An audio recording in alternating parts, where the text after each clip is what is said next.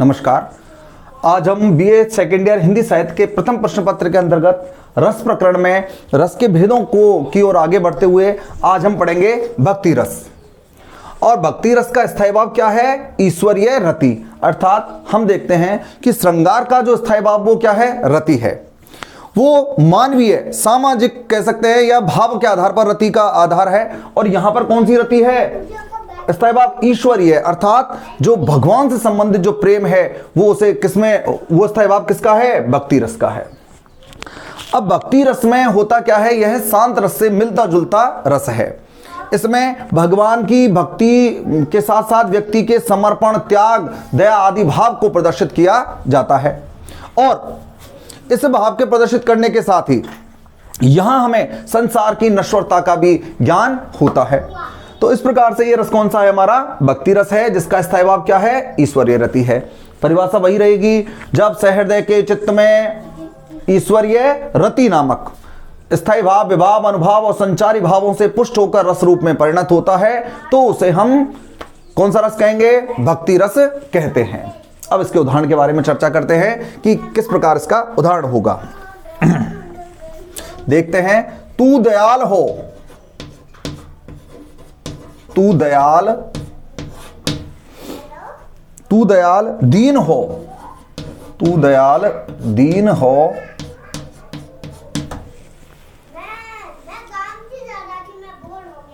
तू दानी हो भिखारी, तू दानी हो भिखारी,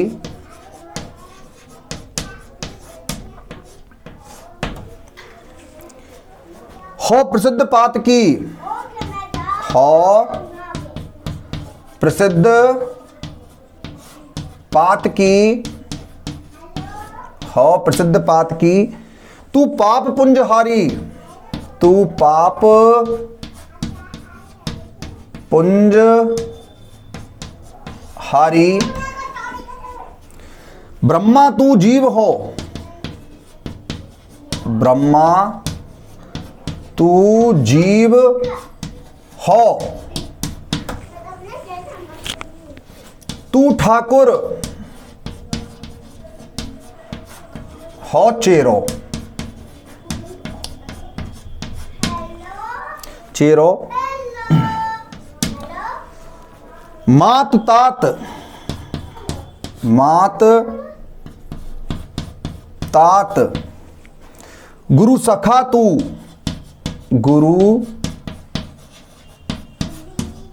सखा तू, सब विद हित मेरो, सब विदे हित मेरो। देखिए ये पंक्ति है भक्ति रस की, हमने दिखाया उदाहरण। अब इसमें हम स्पष्ट करते हैं कि भाई कि क्या है? तू दयाल दीन हो, तू दयाल दीन हो का अर्थ होता है ब्रजभाषा में, हो का अर्थ होता है मैं स्वयं, कि तुम क्या हो? दयालु हो। मैं क्या हूं? दीन हूं।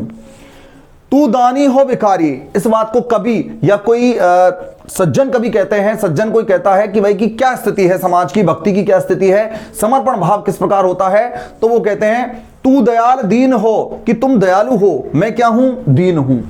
तू दानी हो भिखारी, तुम कौन? भगवान कौन है? दानी है, और मैं क्या हूं? भिखारी हूं। हो प्रसिद्ध पात की, हो मतलब मैं क्या हूं? बड़ा ही पापी हूं। पात की मतलब पापी हूं, नीच हूं। तू पाप पुंजहारी, और तुम पापों के समूह को नष्ट करने वाले हो, पापों को दूर करने वाले हो। मैं बहुत बड़ा पापी हूं और तुम पापों को दूर करने वाले हो।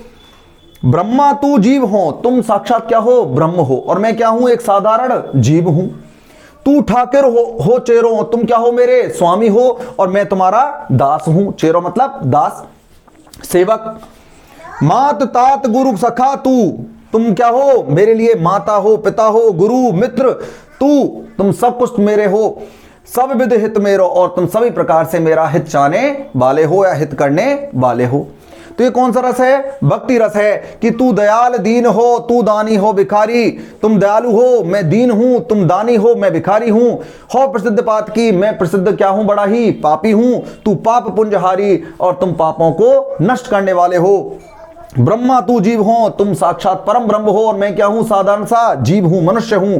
तू ठाकुर हो चेरो, और तुम स्वामी हो, और मैं तुम्हारा सेवक हूं। मात तात गुरु सखा, तू क्या हो? तुम माता हो, पिता हो, गुरु मित्र, सब कुछ तुम हो। सब विध हित मेरो, और सभी प्रकार से हित चाहने वाले आप हो, या सभी प्रकार से हित करने वाले आप हो। तो कौन सा रस है हमारा? भक्ति रस है। स्थायी भाव क्या है? रति है। अब इसका विश्लेषण करते हैं। आश्रय कौन है? कौन कह रहा है इस बात को? कौन कह रहा है? कोई सज्जन या कोई कवि कह रहा है। तो इसका स्थायी भाव क्या हो रहा है? स्वयं कवि। कौन कह रहा है इस बात को? स्वयं कवि। विषय क्या है? विषय है प्रभु भक्ति। प्रभु भक्ति। और अनुभाव क्या है?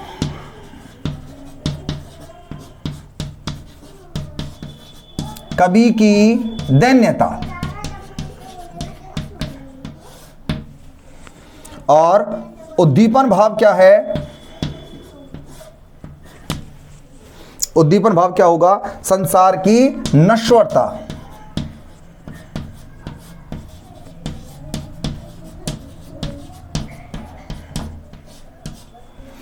और संचारी भाव में हो जाएगा विबोध, मति आदि, दीनता आदि, सब किसमें जुड़ जाएंगे? संचारी भाव में जुड़ जाएंगे। तो हम देखें ये कौन सा रस है हमारा? भक्ति रस है, जिसका स्थायी भाव क्या है? स्थायी भाव है ईश्वरीय रति। ईश्वर रति ये हमने किया है। और इसके अंतर्गत हम देख रहे हैं कि भाई इसमें क्या बताया गया है? आश्रय कौन है? स्वयं कवि है। कवि इस बात को कह रहा है। विषय क्या है? प्रभु भक्ति। जिसका वो आराध्य है, जिसकी वो आराधना कर रहा है, वो क्या है? उसका विषय है, जिसके कारण उसके मन में क्या उठ रहे हैं? भाव उठ रहे हैं। अनुभाव क्या है? कवि क्या प्रकट कर रहा है? अपनी दैन्यता प्रकट कर रहा है, अपनी व्यवस्था, अपनी दैन्यता को प्रकट कर रहा है। उद्दीपन क्या है? संसार के इस नश्वर रूप को देखकर उसके मन में ये भाव उठ रहे हैं कि भाई संसार क्या है? क्षणभंगुर है, इसमें भक्ति के अलावा और कुछ भी नहीं है। संचारी भाव क्यों रहेंगे? विबोध, ज्ञान, मति, बुद्धि का प्रयोग होना, यहां पर क्या हो जाएगा? इसका संचारी भाव यहां पर होते हैं। तो हम देखें तो आज हमने रस किया है भक्ति रस, जिसका स्थायी भाव ईश्वरीय रति है। अब हमारा एक रस रहता है, एक ही सामान्य रस बचा है, वो है वात्सल्य रस। वात्सल्य रस हमारा अंतिम रस होगा रस के भेदों में। और उसके बाद हमें रस के बाद हमें काव्य रीति, काव्य गुणों के और काव्य दोषों के बारे में हमें अध्ययन करना है।